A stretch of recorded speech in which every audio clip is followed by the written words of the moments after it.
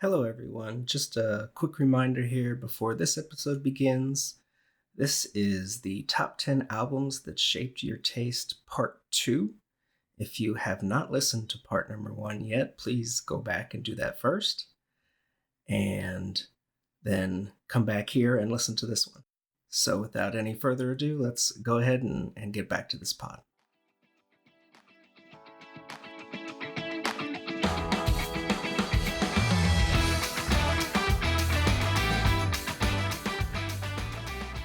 All right, so now here we are, top 5. Ooh, baby. Getting into the nitty gritty. I guess I'll start us off. All right, yeah. So this is, I think, the most recent release on my top 10. What year?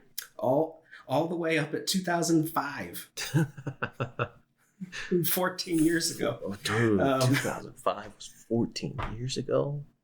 Yeah, don't get me started. We're too old. That means I've got students who were born that year. Ugh. All right. Anyway, so why is this album top 5 influential for me?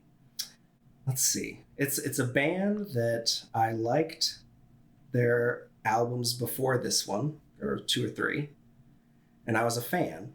And then this one came out, and it was a big change up for how they usually sound. Like almost a new genre, practically. And it was one that I had never really listened to. So it's sort of like an alt country rock sound, Americana sound. And I never even knew that I needed that in my life. Everybody does. Everybody does. Yeah. Ever since I heard this album, I have been looking for another album to scratch the same itch, and I'm not sure if I've ever found one that sounds quite like this. 2005? Yeah. Oh my god. I can't. I'm racking my brain right now. Oh, you'll get it the second I say. I know you listen to it too. Okay. Anyway, the album is Howl by the Black Rebel Motorcycle Club. Oh man, how did I forget that album? I don't know, but don't worry, I remembered for us. Ooh. Yeah. It's like they were, traditional, like, alternative rock. They were just a pretty straightforward fuzzy guitar stuff on their albums before this. And then this come out, and it's like harmonica and knee slapping and like... Oh, yeah. They went... alt country, Americana... lots of lyrics about Jesus and the devil, and it was, they went full in, and it could have sounded so like forced or fake. No, but it sounded like what they should have been doing all along. Absolutely, and they didn't stick with it either. No, they didn't, even though they should have. It's an amazing album. I still love it, and like I said, I am still looking for something that scratches that same specific itch as this album, and I don't know if I've ever heard it. Yeah, it's because it's unique. It's not Americana in the same way that certain other people who turn that way, like it's not Wilco-y. No. But man, is that a good album. We'll definitely post some samples for you guys to hear. Yeah, oh boy, that is a good album. Howl by the Black Rebel Motorcycle Club. Rebel Motorcycle Club, named after, obviously, Marlon Brando's famous motorcycle gang in The Wild One. So yeah, that is my number 5. Oh, good choice. Right now, like, I'm trying really hard to think of albums that would scratch that itch, because I listen to a lot of music in that genre, but I know it's like they put their own spin on it. Right?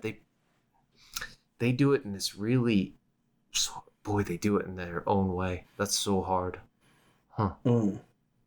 So anyway, before we move on to your number 5, I'm going to have to introduce, or I guess reintroduce, kind of a new segment we're going to do. Okay.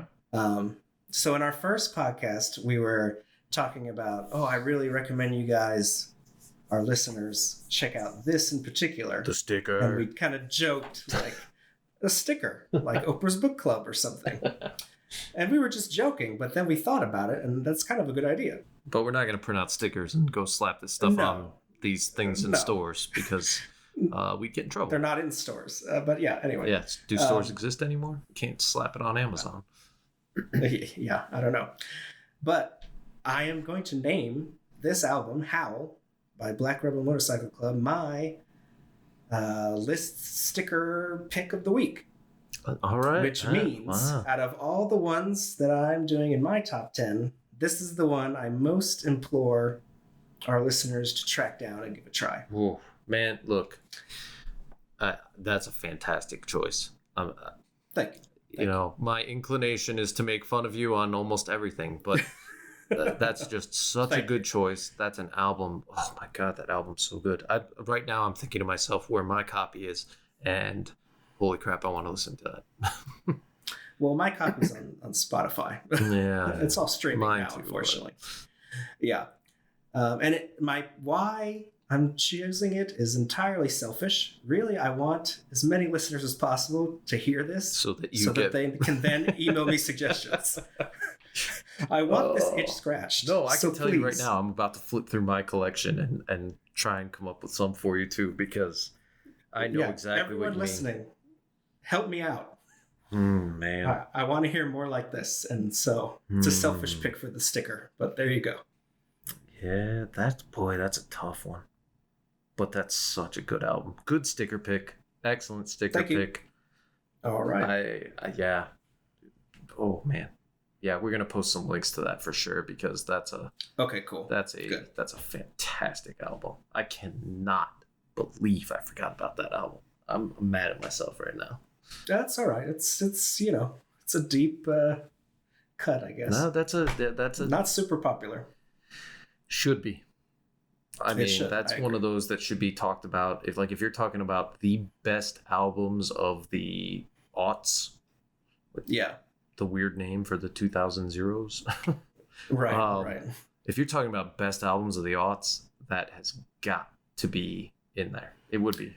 Yeah, this is one that's, this is a not top 10 albums, but top 10 shape, but it would still be in the running for some sort of top for me, just quality wise. Yeah. I love this album. Man, that's a good album. Yeah. All right. Good. Excellent choice.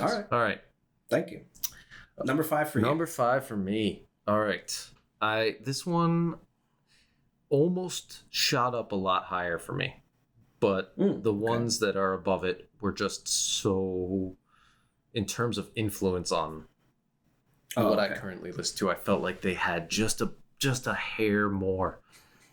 What I want to say is that this album, if I had to mark one album of any that I am talking about that was just a punch in the nose, sit you on your butt, absolute game changer, it's this one. This completely changed it, not just the music scene for me, but it rearranged my life. So wow, I have no idea what this is. What year? 2006 album. All right, which is weird because I remember it coming out earlier, but it did not. Some buzz had been going around about this band earlier, and I had heard some kind of bootlegged tracks and stuff like that, probably within a year prior. But I'm at a loss. But the album is Whatever People Say I Am, That's What I'm Not by Arctic Monkeys. Oh, now, okay, sure. Okay, there are a lot of people listening right now who know Arctic Monkeys and are like, okay, that's great. Yep. There are a lot of people listening right now going, Arctic Monkeys? This dude is really telling me to listen to an album by a band called Arctic.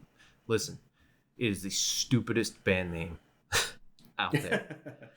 No, they're fantastic. I agree. Deliberately chose a dumb band name, okay?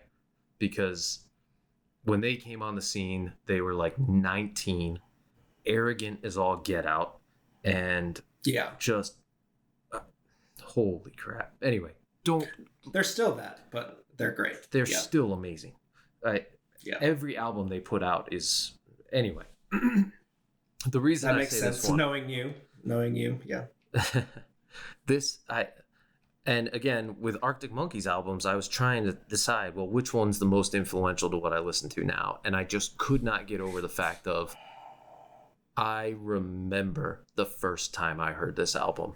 And I remember the first time that the guitars on that opening track, The View from the Afternoon, kicked in. And it was just like, okay, well, all music is different now. And yep, sometimes it just hits you and you're like, yep, this is what I'm looking for. Yeah, look, this is it. This is different. And they were mocking the things that were driving me crazy, and I loved it. And I loved them for it. It was like they were speaking directly to everyone who was so sick of that whole, like you were saying, TRL and all, so when I was in college, God, the shittiest music was popular. It was so bad. Like, this was the era of Dashboard Confessional and everybody listening to Jack Johnson and everybody thinking that John Mayer was good and people listening to Jason Mraz. And it was so bad. It was a wasteland for music. It was like the White Stripes and the Strokes were doing their thing and Spoon was doing their thing low key. And very few people knew about any of that. And it was hard to find good music. And it was certainly hard to find good music with all the frat boys at the University of Texas. I can tell you that right now. So when this song came out and you have them singing about there's only music so that there's new ringtones, like that's not going to resonate with today's listeners, I don't think. Like, if younger listeners aren't going to understand what that means. Like, there's one of the big things that you used to do when you were in college was you could make your ringtone a song, you know, and people went crazy for it, and you could tell that people were putting out music to become a ringtone. It was just it was all cookie cutter. And then Arctic Monkeys come along with these guitars and these drums that are just epic, and they just blew the roof off the world. And not only did they do it, but they did it with this arrogance that, like, I'll never forget as long as I live. In 2006, March of 2006, I looked up when it was. Arctic Monkeys were the guest on Saturday Night Live. And they were, I think, probably between the ages of 19 and 20 at the time. And they come out there, and Alex Turner, the lead singer, won't even look at the crowd. And anytime you do get a glimpse of his eyes, you can see how bloodshot they are because he's clearly stoned out of his mind. And he's just sneering into the microphone. But they're playing this like really technically sound, amazing song. And the song's got this part where it lulls. And Alex Turner, who has not done anything to acknowledge the crowd the entire time, or the fact that he's on Saturday Night freaking Live, all right, at age 20, he looks up into the crowd and he points to someone and says, "That man just yawned." And as soon as he says it, the entire band explodes into the guitar solo and the drum. Oh my God. And I just remember going, I don't know who these people are, but I love them with all my heart. Yeah. Yeah. I'm going to put that clip up. I'm going to put that clip up. That's a great clip. And watch it. We'll put that up. Might be the greatest Saturday Night Live performance of all time. That's pretty hilarious. I love it. That man just yawned. I couldn't believe it. I remember I was looking around. I'm in a studio apartment by myself, and I'm looking around looking for anybody to just go, did he do that? Did he just really do that? Yeah, now you would get on Twitter and immediately join the conversation there. Right. No kidding. Yeah. Thank God it didn't exist then. I'm so glad that that's a thing that's just in my memory. It's such a... Yeah. Yeah. But anyway, because now it'd be this album, a bunch of people whining. Yeah. Right. Who does he think he is? Blah, blah, blah. Yeah. Nah, forget that. Yeah. He knew who he thought he was, and they're still around, and they're still making amazing music. And I like it. Holy crap. That album it jump kicked me in the throat. I like it. Arctic Monkeys. I just remember thanking God for the Arctic Monkeys, man. They burned down all of that crappy music And then all of a sudden, it was like the doors opened for rock to come alive again. I like it. Excellent pick. And now, before we continue, let's take a quick break. Hello, and thank you for listening to Lists. This podcast is infinitely more fun when we get to interact with you. So please send us your lists. Tell us whether you agree or disagree with ours. Join the conversation. Send us ideas for lists that you would like to hear a future episode be. And you can reach us directly by emailing us at liststhepod@gmail.com. That's liststhepod@gmail.com. You can also follow us on social media at liststhepod on Twitter, Facebook, and Instagram. And you can always find every episode of this podcast, links to all of our social media, poll questions, and all kinds of other good things on our website, liststhepodcast.com. All right, I guess 4. All right. Is that what we're doing? Yeah, 4. Okay. So I'm pretty sure, like, you and I talk a lot. I don't know if we talk about our music taste that much. Yeah, we stopped. A long time ago, we stopped. Like, we would be recommending stuff to each other, and it just wasn't happening. Yeah. And so we just kind of left that off the table, I feel like.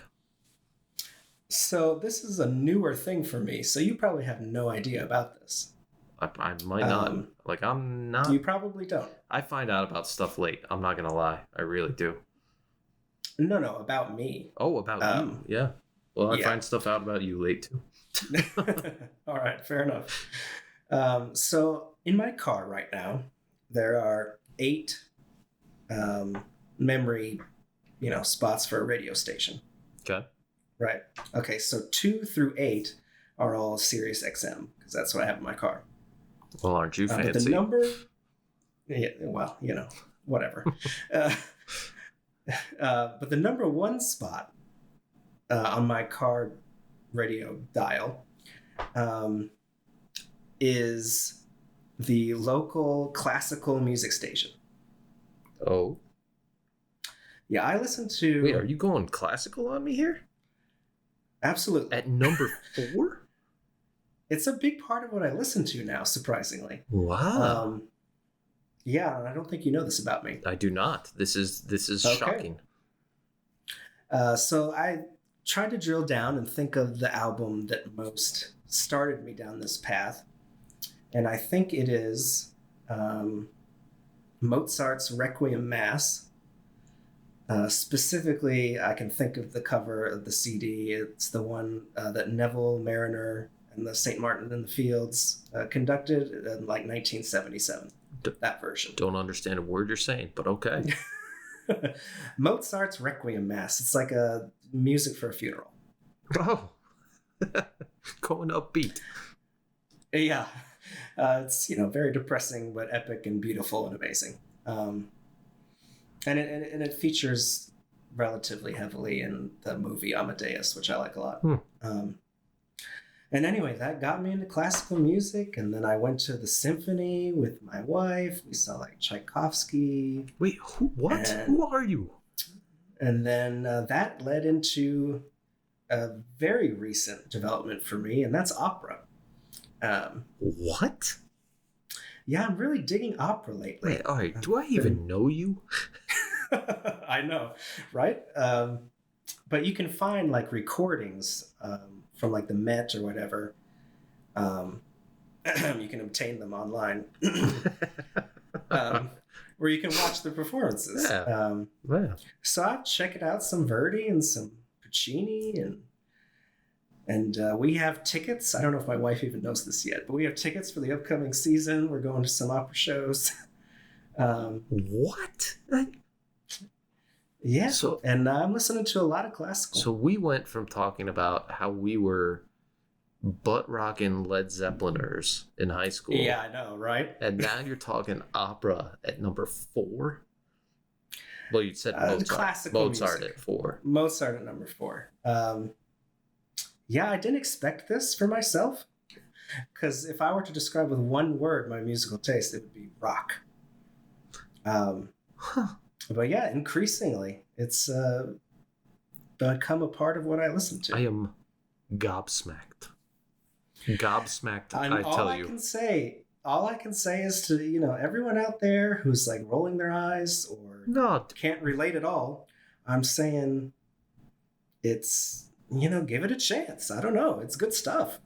now, you know what I think is happening here? All right, I'm going to interject. Okay. Here's what I think's happening. I think you threw it in there to sound sophisticated. You threw it in there to give people it would come the off impression like that. I swear to God. that you're some tuxedo wearing. I am anything but. I have not worn anything besides a t-shirt in like with years. Cheeto dust on it. I don't need Cheetos. Screw you. I am not a sophisticated or whatever, like, at all. What? But sometimes you're just in the mood for some classical music. I don't know. All right, I'm gonna need legitimate verification from the wife. Emily will tell you. Yes, she'll tell you. I need to know that this is absolutely true, and that it's not her taking you to these things. No, it's me taking her. That it's either mutual or your influence. No, it's definitely me. What? Yeah, we went to see at a symphony in Dallas. You live some string pieces, and we saw Tchaikovsky's String Serenade, and I thought it was like the most amazing thing I've ever heard in my life. All right, you know what? I feel like a trick's being played on me right now. I'm not sure I like it. This is the honest truth, man. Okay, because what's going to happen now? Colby's going to go to his number 4, and it's going to be Green Day or something. It's going to sound like a complete horse's ass, and I win. No. Honestly, it's as surprising to me as it is to you. But the past, I don't know, 5-7 years or so, this has been happening. 7 years, and I don't know about this? Well, we really don't talk about it, do we? That's what I was saying. Huh. This is stunning, folks. This is... Like, I signed up for piano lessons for like a couple blinks because I really liked classical music. What? Yeah. How's that going? It's already over. I lasted like 6 months. It's you hit a wall where you have to be able to devote X amount of time to progress, and I just didn't have it. Oh yeah, I'm watching my 9-year-old go through that right now. He's realizing, I have to practice this. I can't. Yeah, you really have to. He has a keyboard in our house that is not being played nearly enough, and I'm sure his piano instructor is thrilled with his progress. Is really running low on patience. I see. I love my son dearly, and he won't hear this for years and years. But his dedication to the piano is less than impressive. I'm sorry you had to hear that, Jack. Yeah, watch. Right. By the time he does hear this, he'll be like a freaking concert pianist or something. He'll be like, "Screw you, Dad. I showed you." Well, all right, yeah. That's number 4 for me. His time on baseball, more worthy pursuit. Sure. Mozart's Requiem Mass, number 4. Holy crap. Okay, and now I gotta follow this up. Sure, why not? Okay, so my number 4 is, remember those monks that sang and it got really popular in the 90s? All right. That's mine. The Gregorian monk chants. Sure. I love listening to them while I'm meditating and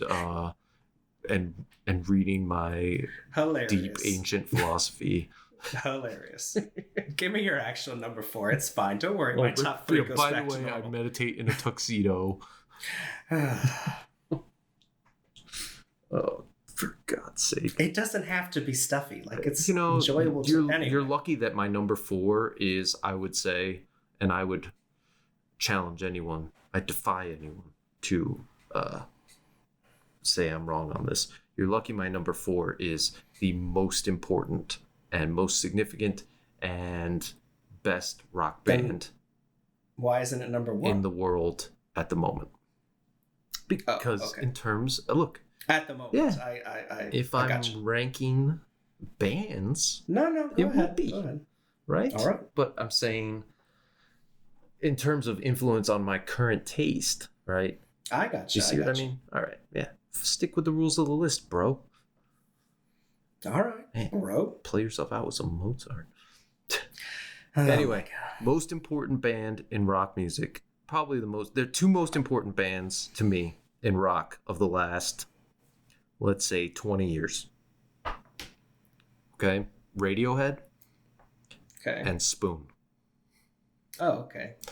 Spoon is my number 4 with the 2005 album Gimme Fiction. Gimme Fiction. That's the girl in like the red hood. God, yeah, amazing cover art. Yeah. Okay. Yeah. It's got the song "I Summon You" on there, which is yeah. Good luck trying not to fall in love with that song. But that's an excellent choice. That maybe should have made my top 10. This album. I'm a Now little pissed. We went to see Spoon in Chicago for my birthday a year ago, and the best concert I've ever been to. Oh wow. Yeah. And they played a couple tracks from Gimme Fiction, and they did play "I Summon You," and Britt Daniel just did the song by himself, and he kind of changed up the pacing of it a little bit, and it was like bring you to tears beautiful.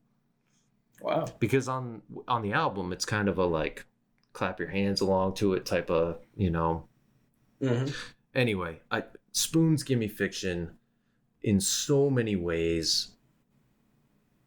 Here's the reason why I have it as number 4 most influential for me.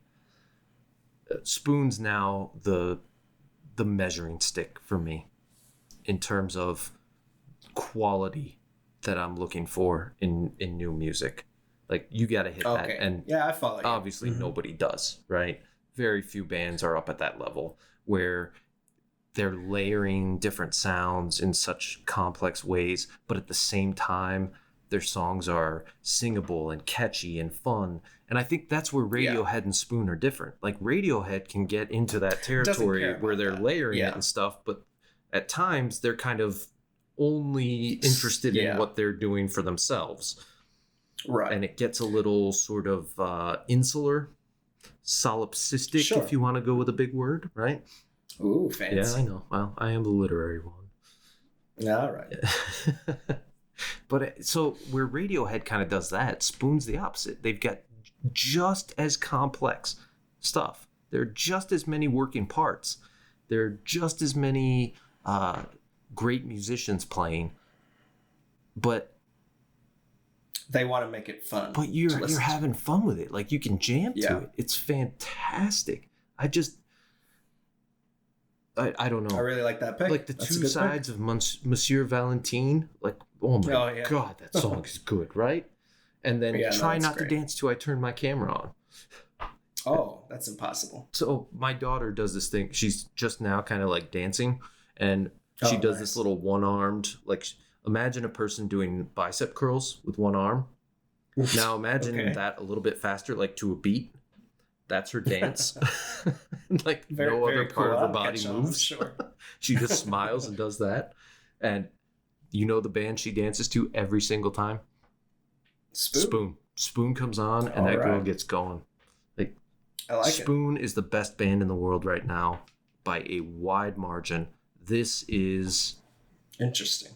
I don't think I agree, but I totally understand you saying fair enough. That makes sense. Fair enough.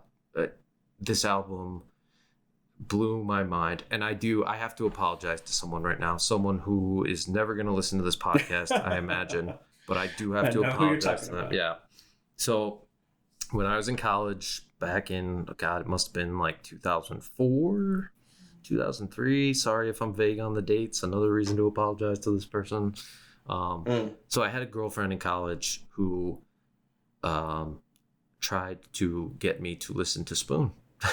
Yeah. And you should check this out. You should check out, she listened to Spoon. She liked Spoon. Spoon is from Austin. And I went to college in Austin, which still to this day drives me insane because I could have gone and seen them so many times and I didn't. You sure could have. Anyway, but I have seen them now and it was phenomenal. But point is, to this woman who I will not name. She knows who she is. Those of you who know me know who she is. She did introduce me to Spoon in 2003, 2004, I want to say. And why you're apologizing is because you brushed it off. Yeah, I'm apologizing because I remember listening and going, yeah, it's good. I mean, it's good. It's not really my thing. And now it's number 4. Now, excuse me, I'm going to go listen to some more Coldplay. Ouch. That's a rough look, my man. Listen, It's a rough look for my guy there. It's bad. Yeah, I sincerely apologize. And it is number 4 because Spoon, legendary. I like it. And this, I like it a lot. Yeah, as far, my current tastes lean most heavily towards indie rock, and Spoon is indie rock, and that album there you go. was the one. I like it. Excellent choice. Yeah, thank you. All right, top 3. Top 3. Holy crap! This is Okay. a long one, but I feel like the stories are good, so I'm not feeling bad about it. No, it's all right. All right. So my number 3. I'm back in the 90s, so don't worry. Oh, right on. I would say a decently large part of what I listen to, maybe now, but certainly the last 10 years or so, is a lot of British rock. So my number 3 pick, I can, from that, trace me listening to Travis or Maximo Park or the Libertines, Stereophonics, even the Arctic Monkeys, stuff like that. Are these bands you still listen to? Because those are bands that I'm definitely aware that you did listen to. Those are like my nostalgia stuff I still listen to. Okay. Yeah. Yeah. Because I mean, Stereophonics, I remember listening to the Libertines, Razorlight. Yeah. Yeah, there was kind of a Brit wave that came along there. Yeah. And even if I'm not exactly listening to those anymore, like that's the trace that this album is starting. Oh, I know where you're going. Oh, okay. You do? I 1995? 95. Yep, I know where you're going. Well, then say it. Oasis, What's the Story, Morning Glory? Yeah, that's yep. Yeah. What's the Story, Morning Glory? It killed me. By Oasis. Let me tell you something. If I had taken the approach that you took, that would have been in the exact same slot for me. Oh, okay. We would have matched up. I'm going to almost count that. I'm almost going to count that as us matching. All right. Oh my God. What's the Story, Morning Glory? Yeah. Talk about it. I'm giving it to you. Woo. I don't know what to say. I mean, it's like a touchstone. I mean, obviously, like Wonderwall and Champagne Supernova. Those aren't even the best songs on the album. The best song on the album is Don't Look Back in Anger. Yes, it is. Good. I'm glad you said that. Don't worry. I have taste. But yeah, I just love that. And it was definitely influential for me in 95. I heard it. Yeah, and I think that is the foundation of something you can trace through all those ones I mentioned before into new stuff now. Yes. So much yes. I remember that was one of the first cassettes I ever bought. And I remember staring at the cover of it, laying flat on my back in my bedroom with that in the tape player, just listening to it over and over and over again. And it is that it's great. People hate on Oasis like it's nobody's business, man. People hate on Oasis so much.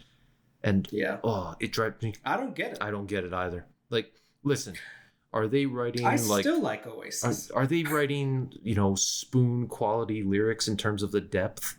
No. Do they cheat on rhymes and go with the obvious line? Yes. Is there a lot of like Beatles mimicry in there? Yes. Sure. But really, who doesn't mimic the Beatles, for God's sake?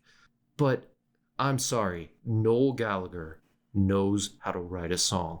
And in 1995, Liam Gallagher could sing the crap out of anything. Yep. That being said, and this might be controversial with you. I don't know. You tell me how you feel about this. Oh. I prefer Oasis when Noel sings. Interesting. I think maybe I prefer those songs, but Liam's definitely the better singer.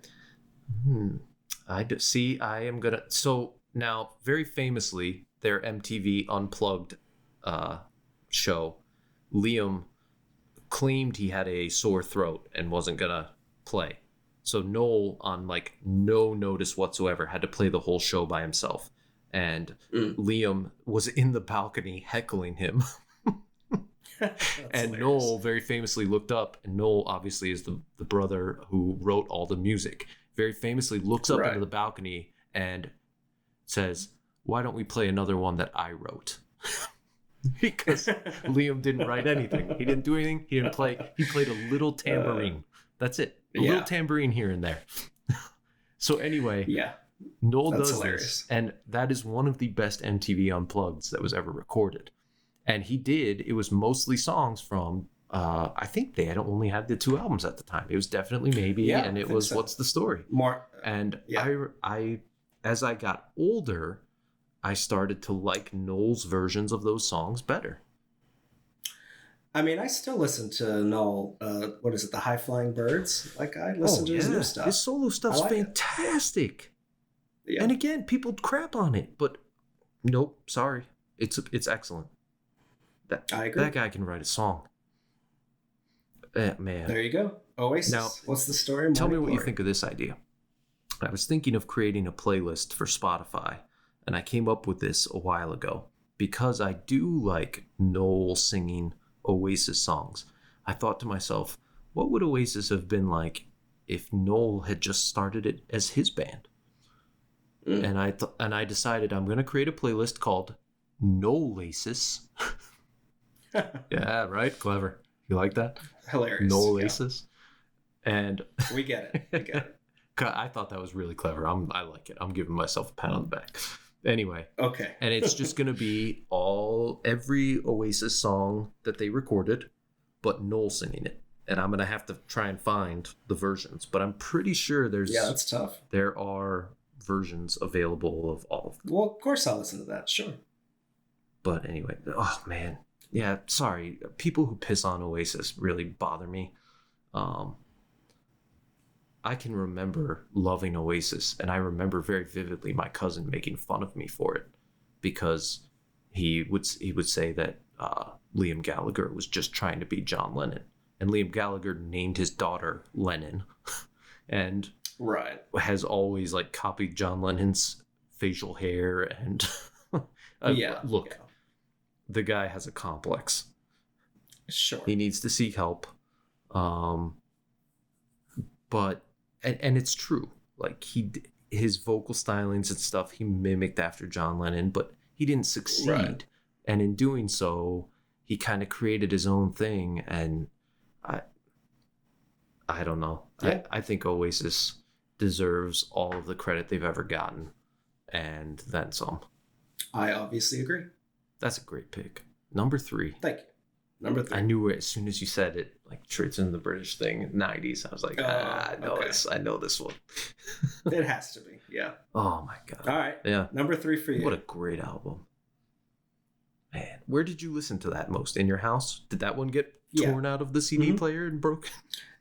No, that was, I don't know. Maybe that was headphones a lot. Yeah. Yeah. Well, I think for a lot of kids of our generation, we got away with listening to Oasis because it did sound like the Beatles. Yeah, I think so. Like, I remember Oasis being a band that I didn't always have to put headphones on. Like, anytime you listen to music when you're a kid and your parents are in the house, put your headphones on. Like, they don't want to listen to that crap. And fair enough. Like, the music my son listens to right now, I don't want to hear it. Right. But Oasis was one of those ones you could occasionally get away with. Man. Oh, takes me back. That album's so good. That was one of my, I said I had my 9 that were tied. That was one of them. That was one of them? Okay. The other one from the 90s was Green Day's Dookie. Yeah, sure. Which, in terms of like enjoying hard rock was very influential. But anyway. All right, man. Could talk about What's the Story, Morning Glory for so long. That album's just legendary. Have you seen the documentary on Amazon? No. Oh, there's a really good documentary about them. I'll have to check that out. The majority of it focuses on the recording process for that album and how tumultuous it was. Okay. Yeah, I'll have to check that out. It's really good, especially because those brothers just hate each other so much. Yeah.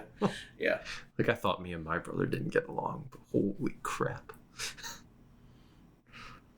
Anyway, all right. Yeah. All right. Okay. So number 3. 2003 is the year that my number 3 came out. 2003. Yeah. Okay. But I would say I did not get into this until probably like 2006. So 2003 is just the year it came out. And again, I owe an apology to someone on this. Okay. I'll keep that one brief. She knows who she is too, and I'm no problem naming her. It is the album It Still Moves by My Morning Jacket. Now that makes sense knowing you. I know you love My Morning Jacket. I love My Morning Jacket up to Okanokos, and then I consider that the end of the band. Right. Because something happened, and oh my god, I don't like it. So for me, My Morning Jacket put out a bunch of albums up to their live album, Okanokos, and that was the end. They went out in a blaze of glory and were never heard from again. That makes sense. They may have like 5 albums after that, but we're just going to pretend they don't. Okay? Okay. Fair enough. I will also say My Morning Jacket, one of the best concerts I've ever been to in my life. Holy crap. It's interesting because I don't think I've ever liked them in any way. Really? Not at all? Yeah. No. Maybe I have to just go back. I don't know. They never did anything for me. See, so you were mentioning... This is your first thing on your list that I'm like, eh. Yeah. Well, I mean, you're saying like Black Rebel Motorcycle Club got you into kind of Americana, country-ish vibes. Right, I know. But My Morning Jacket is very much in that vein. That's true. I guess it sounds strained to me. Or forced. But to be fair, I have not listened to it in a long time. So I would perhaps I should go back. I would give It Still Moves a chance, man. Okay. It Still Moves is... I can do that. Has got just... I mean, it's end-to-end classics. And it's... The thing I liked about It Still Moves is there are songs on there that rock so hard that you can't believe the amount of rock that's happening. And there are songs on there that are so just pretty, that are like lullabies. When Jack was a newborn, I used to sing to him the last track on there, One and the Same. That was the song that always calmed him down. I would sing that song to him, and I did that with Hadley when she was born too. I wouldn't think the sound of you singing anything had the opposite effect on anyone. Whispered singing, so it's not as terrible. I gotcha. Yeah. But this album's got, I don't know, and this is at the time when Jim James' voice was just exquisite. The guitar solos are bitchin'. The drums, the bass, just such a good... So anyway, for me, this is so high on the list because I was thinking to myself, what's the type of music I listen to right now? And I've got such a wide spectrum of music I listen to now that ranges from, like the Strokes and harder rock like that and the new Arctic Monkey stuff and all that kind of stuff, to singer-songwriters, to straight up country. Jason Isbell is one of my favorites right now. love Jason Okay. Isbell, Justin Townes Earl, Ryan Bingham. There's a lot of great country, Shovels and Rope, that I listen to, and I don't think I would have started listening to that much country without the combination of having had Patsy Cline in my life and that huge influence of My Morning Jacket. And in My Morning Jacket, there was a band that I really wanted to get on here, Band of Horses, and they didn't get on here because I knew My Morning Jacket was the whole reason I listened to Band of Horses, and their sound is tied so much to that My Morning Jacket sound. So for me, the fact that My Morning Jacket blends, like it covers so many bases. It's hard rock, it's alt rock, it's alt country, it's Americana, it's soul, it's singer-songwriter. I mean, they do a little bit of everything, and for me on It Still Moves, they do a little bit of all of that on one album in just this brilliant way that works perfectly. And so it is the number 3 most influential album in my life to my current taste of music. My Morning Jacket. My Morning Jacket, It Still Moves. I like it. And now, before we continue, let's take a quick break. Thanks for listening to Lists. We hope that wherever you get your podcasts, you'll be sure to follow us. And on top of that, go ahead and give us a rating. Maybe 5 stars. That would be really awesome. As a new podcast, as most of you know, the best way for us to get out there is word of mouth and to be promoted. And the way that happens is to move up those lists, and that happens with feedback from our listeners. And be sure to follow us, be sure to rate us. It really helps us. So if you could take a minute and do that, that would be awesome. We would really appreciate it. So get on it. Now, back to the list. Okay, yeah. So, yeah, please subscribe and give us those ratings. That'd be awesome. Very, very important. Yeah. Yeah. Thank you so much in advance. Yes. All right. Now we're down to the very end here. Top 2. 2 and 1. I wonder if we're going to have any of the same here. I'm going to guess no. Okay. All right. Well, my number 2 is from 1993/94. And we might. Okay.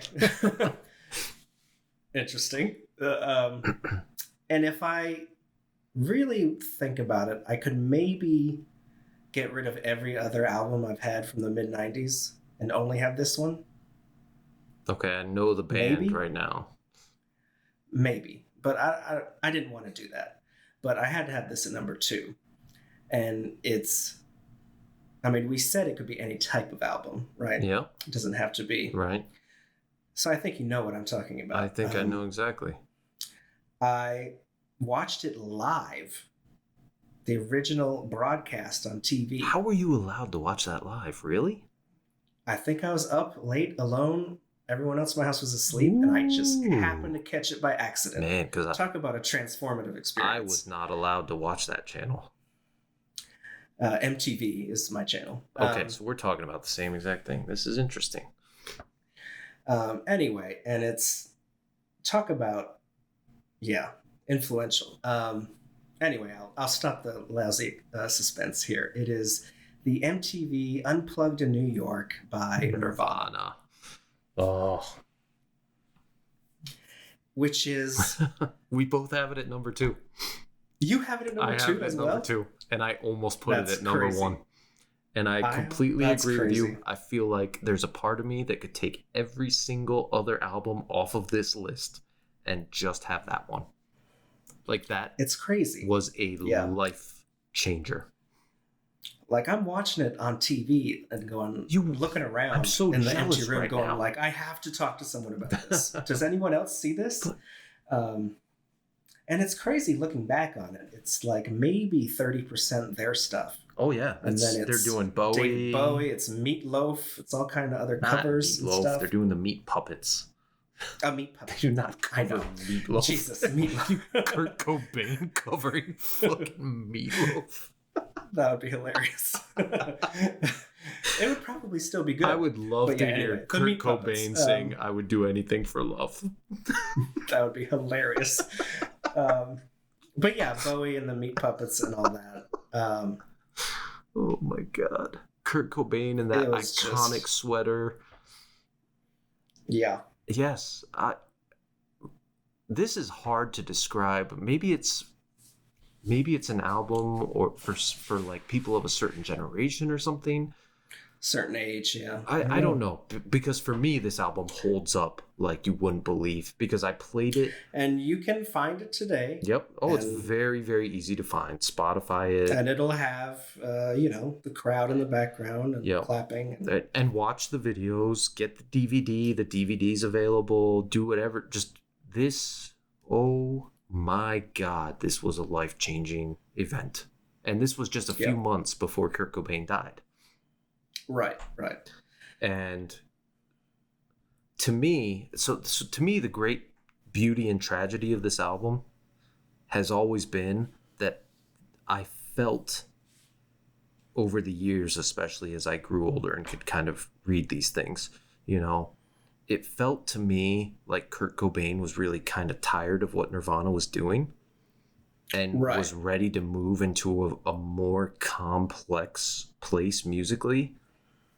And not that, Nirvana's early stuff was massively influential and important and awesome, but it was nothing like people think Nirvana, like this is nothing like their albums. This is something else entirely, which is why it blows people away so much. Yeah, and I definitely. I think that if they had put out another album, haven't heard it would have sounded a lot more like this. Yeah, I agree.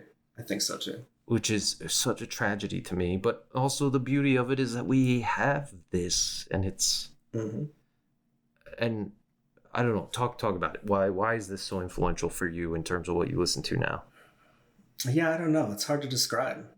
I struggled with how to articulate the reasons for this. It's just, it is. I don't know. Help me out.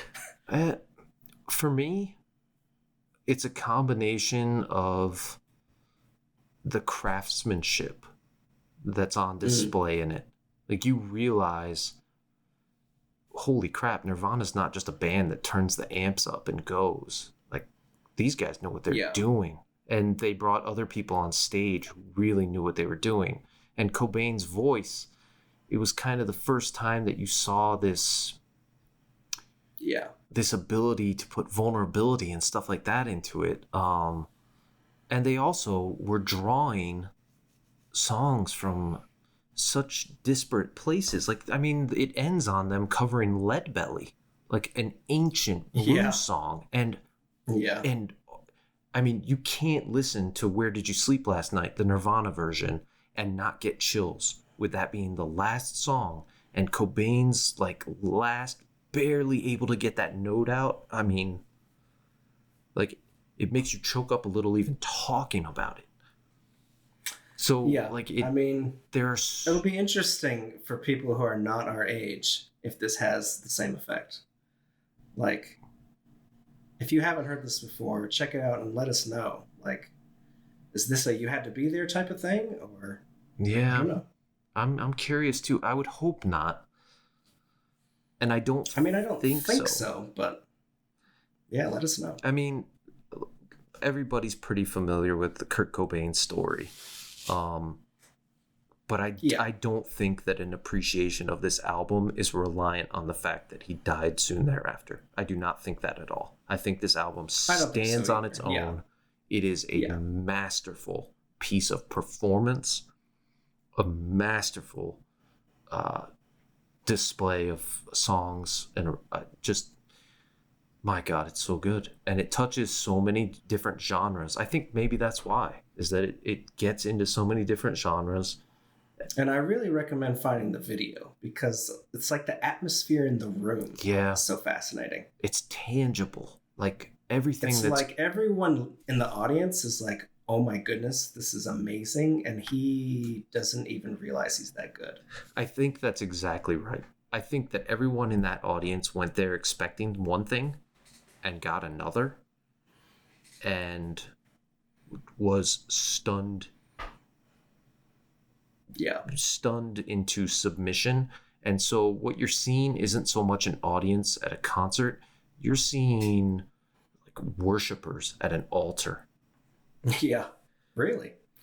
It's got quite the feel to it. I mean, it is now Nirvana was banned in my house. Oh, interesting. Yeah. So like MTV was not allowed. My dad would come if my dad saw that we had been watching MTV, like we knew, change the channel twice before my dad gets home. Because I see. If you changed it once, he would hit the previous channel and see that we were on MTV. Yeah. We would get in trouble. And I can still remember my brother and I plugging headphones into the TV. Yes, kids, you could do that back then. My brother and I would plug headphones into the TV late at night, and we would each have one earbud in, and we would be watching Beavis and Butthead. Nice. And laughing and having one ear open. So anytime we heard something, click, turn the TV off, jump into bed, Yeah. But the other part of that, the other side of that, was that the music that they played that we didn't have access to because it was not, my dad did not want us listening to Nirvana. I remember Interesting. I remember playing a Nirvana song and getting in trouble for it. It was not quite as dramatic as your experience with the much more vulgar Bush. Yeah, way more vulgar. Oh my God, I need to hear that story. Me too. Oh man, that's amazing. Bush. Yeah. This is unacceptable. Snapped it in half. There's a segment of the audience that's going, no, he did the right thing. Yeah, maybe. But you know what? Screw all of you guys. Anyway, all right. Yeah. So Nirvana was not allowed. And I remember an older kid on the bus, because it's always an older kid on the bus. So parents, don't let your kids ride the bus. They're going to learn all kinds of crap. Sure. An older kid on the bus did me a solid, and he made a copy of Nirvana for me. And it was this album. Nice. He made a copy of it for me, and I remember sitting next to my stereo with the volume it's just so low to where only I could hear it with my ear just up against it and listening to this album. And it was just right in my ear. I have very vivid memories of listening to this. And I've listened to it throughout my life. It has never felt stale or old. I'm with you. I feel like you could wipe the rest of the things off this board and just have that. Yeah, I'm with you. It's interesting. We have nothing the same, and then we have number 2 exactly the same. Exactly the same. Yeah, as you were describing it, I was going, oh my God, I can't believe this. And then I started... It was the 93/94. Towards the end, I thought you were going to... It aired on TV in 93, and then they put it out on CD in 94. Yeah. And for a second, I thought, well, I'm sitting here talking about how I think it's the same thing, and he's probably going to say Pearl Jam. Right. But no, it was... No. Which also, let's just say for the record that Pearl Jam's MTV Unplugged is freaking awesome as well. Yeah, that's also outstanding. Holy crap. All right, that's number 2. Man, I can't believe we had number 2 the same. Number 1. We had number 2 the same. I know, it's crazy. Did we have number 2 the same last week too? I don't know. Yeah, we did. Yes, we did. Chinatown. Holy crap. Our number 2s are always the same, apparently. Wow. All right. Remember we said we weren't going to phrase it like that? Damn it. We're going to have to retitle this podcast. Our number 2s are always the same. That's going to... Hopefully that doesn't stick. No, that's going to stick. Every listener, forget that. All right. Okay, so number 1. Oh, my God. We got to finish this list. Okay, I think I know what band you're going to choose. It's just a case of what album, but I could be wrong. So go ahead. Okay. Well, no, it's the Beatles. Yeah, all right. I knew that. Okay. And I was thinking about why number one. Because I like wrote it down as like, okay, this is number one. And it never really moved off that spot. I never really even considered anything else. And in terms of influence, I don't know. I think it's just because I heard this album, and for the rest of my life from that moment on, I've been looking for something better, and I have never found it. Mm. And that seemed like a good enough reason to be number one. Anyway, I chose Abbey Road. Abbey Road, yeah. Yeah. Yeah, I don't think good luck topping it is what I would say. Yeah. Well, hey, you know, the pursuit of that has steered me well throughout my musical life. Which I think is all the case you need to make for it being that influential. You know? Yeah, that's why it's number one. It has... I don't know if I have much more to say about it. Yeah, I mean, whew. Yeah. Are you Beatles at number one? I'm Beatles at number one, but different. Like, I'm curious what your first experience with Abbey Road was. Do you remember it? Yeah, it was my dad's vinyl copy on turntable. Mm-hmm. See, for me, my parents had a copy. They did not have a copy of Abbey Road. They had a copy of Let It Be that I listened to a lot. That's not the one I chose, and there's a reason for that. But very similar. It was my parents' copy of that. I remember my brother and we had this house. I think I know what your choice is. I could guess yours. Oh yeah? All right, go for it. Because I think mine's really tough to guess, actually. Really? Yeah. Oh, well, now I'm probably going to get it wrong, and I'm going to look like an idiot. You are, but... That's okay. I can edit it out. It's all right. We leave it in. My guess for you, then, is the White Album. And that's an excellent guess if I had chosen one of their standard albums. Oh, interesting. But I'm talking about... So I started thinking about this, and obviously I knew the Beatles were going to be number one, and I'm pretty sure that everybody listening knew that we were both going to have the Beatles number one. Because if you listen to rock music, the Beatles are the most influential band. Yeah. The Beatles are probably the most influential musicians since Mozart or Beethoven. That's bold talk, but let's be honest here. It's true. They changed everything.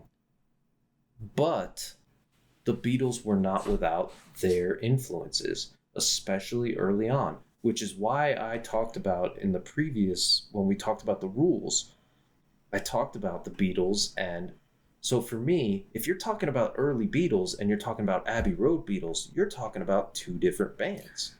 Well, sure. Because the early Beatles were basically just trying to be like the African-American musicians that they listened to and really loved. Little Richard, Chuck Berry, all these great underappreciated in their time musicians who still don't get the credit that they deserve for inventing rock and roll.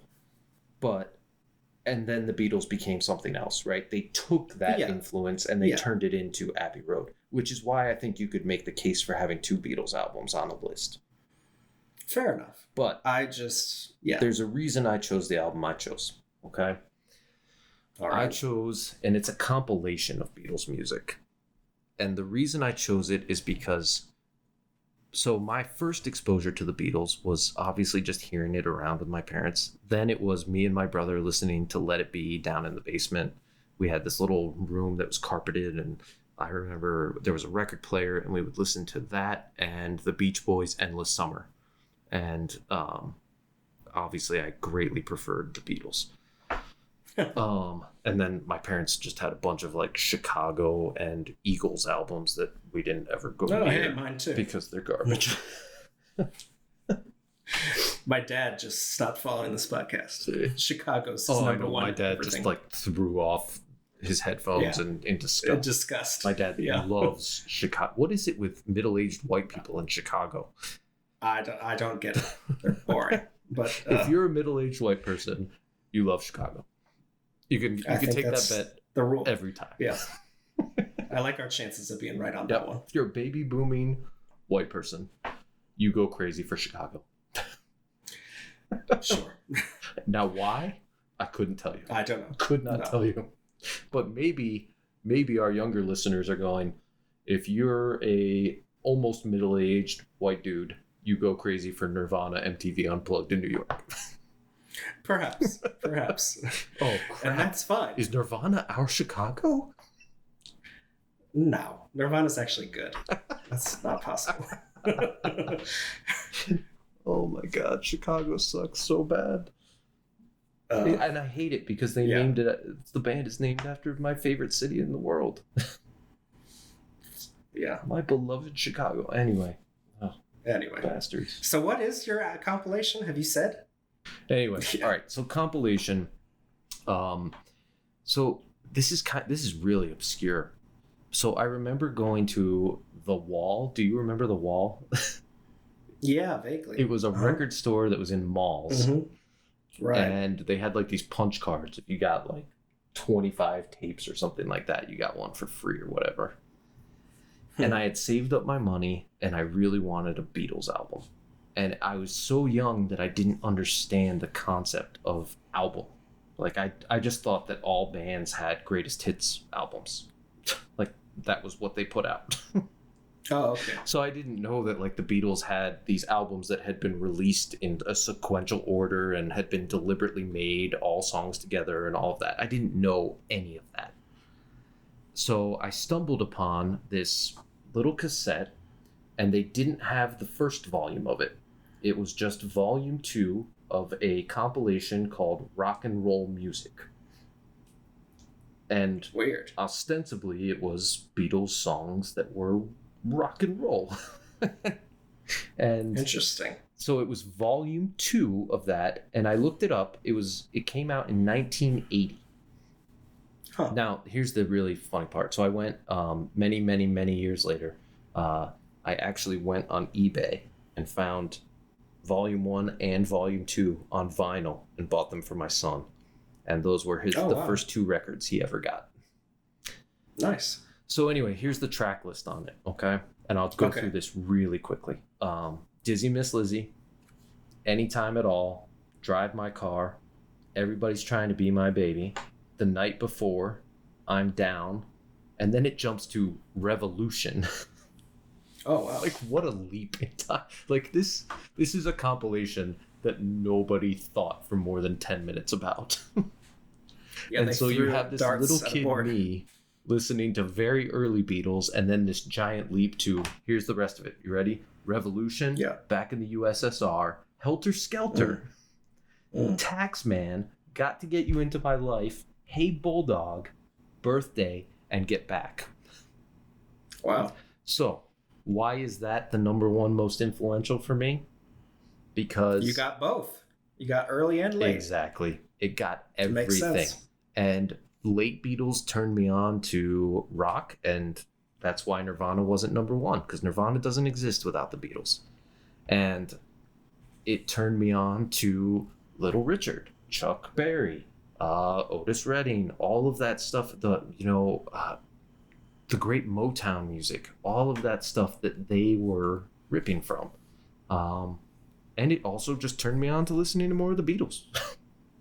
Yeah, that counts too. Which I still listen to all the time. And I feel like every single musical experience I've ever had in my life, like you said with Abbey Road, you trying to live up to that. Yeah. Every musical experience, every time I put a new album on or click a new album nowadays, it's not the same experience. But every single one is me trying to recapture the moment my probably 9-year-old self took that cassette tape, slid it in, took a look at the really lousy like drawing of a photo on the cover. I'll post this too so everyone can see. Yeah. Took out the little liner notes, and remember how they would accordion out on a cassette tape? And just sat there reading the lyrics and listening to this and just being transported. I like it. And I've spent the rest of my musical life trying to get back to that exact spot. Yeah. Yep. So, well, there you have it. That's it. That is our list of the top 10 albums that shaped our taste. Good list. That was hard. Oh my God, that was tough. Hard. I'm glad we took different approaches. I really am. Yeah, no, that was good. I didn't give my sticker. Right. You gave your sticker. Oh yeah, what's your sticker? Right, I know. I didn't know we were doing them in time with it. So, all right. I have my sticker picked out. And I think... Okay. So my sticker, without dilly-dallying, I talked about this. I talked about the power of this singer's voice. It absolutely will blow you away. The first song on this album, you are going to be knocked on your socks. I am giving my Lists the Podcast sticker to The Frames, The Cost. Look it up. So listen to it. The Cost by The Frames and How by Black Rebel Motorcycle Club. Those are our stickers. Those are the most, if you most highly recommended. Listen to anything. Yeah, those are most recommended that you actually track down. Please give those a listen. Track them down. Give them a listen. I mean, listen to everything that sounds interesting, but especially absolutely. Those. And also, I know we beat this like a dead horse. Tell us what your list is, especially this one. I'm so curious because, my God, this was hard. I want to see what people do. Yeah, I think we could get all kinds of great new music discovered through this. Like, I'm looking forward to all the ideas and stuff I've never even heard. Yeah, I know. I can't wait to hear what comes in. I want to see. I love it when I'm like, yeah, me too. I really love that album. Or those moments are a lot of fun. But I also I've never heard of that, but let me check it out. Yeah. All right. Well, that's it. That's the list. Stay tuned. Next, we're going to announce next week's list. Go over any guidelines or rules for it. All right. So next week on lists, we're going to go with a book topic. Mm-hmm. So this will maybe be more in your area, but we'll see. Hopefully it doesn't make it too impossible for me. I'm a little nervous. Well, and we're not going to go with like your top 10 books. Like, good. No, I'm sorry. Maybe we will someday. I wouldn't be able ridiculous. To do it. So we got to have some sort of twist. So we've decided we're going to do the top 10 books that you had to read for school. Now, okay. So clarifying in terms of rules and expectations, let me ask two questions, okay? I'll ask the questions first, then answer them both, okay? Question number one. When you say school, do you mean high school or does that also mean college? And question number two is, do you have to actually have read it at the time? Or can you have Cliff's noted that and or copied off of someone and then years later gone back and read it and actually appreciated it, like I did with pretty much every book assigned to me all the way through grad school. Until grad school, I should say. I'll take the second one first. I think that's an obvious yes. Okay.